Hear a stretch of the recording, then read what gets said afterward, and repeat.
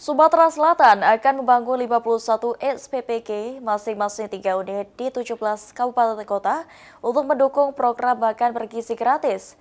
Proyek ditargetkan selesai Desember 2025, namun penentuan lahan masih menjadi kendala karena beberapa lokasi sudah digunakan mitra lain.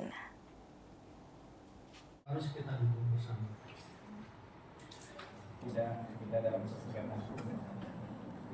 Di 17 kabupaten dan kota di Sumatera Selatan, masing-masing akan dibangun 3 SPPK, satu unit idealnya mampu melayani hingga 3.500 siswa.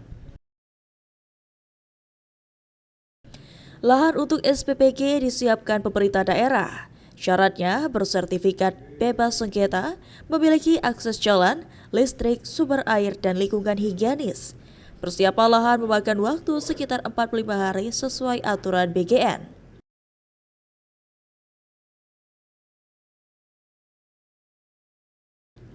Kepala Regional SPPG Sumatera Selatan, Diana Putri menyebut, saat ini baru ada 73 titik terdaftar di portal Mitra BGN. Pada pertengahan Agustus, jumlahnya ditargetkan tembus lebih dari 200 titik. Dari total itu, 51 SPPG akan dibangun di lahan milik pemerintah daerah. BGN menargetkan konstruksi selesai September 2025. Namun untuk Sumatera Selatan, eksekusi pembangunan diperkirakan rampung pada Desember, tergantung kesiapan lahan. Beberapa lokasi masih harus ditentukan ulang karena sebagian sudah dibangun mitra lain.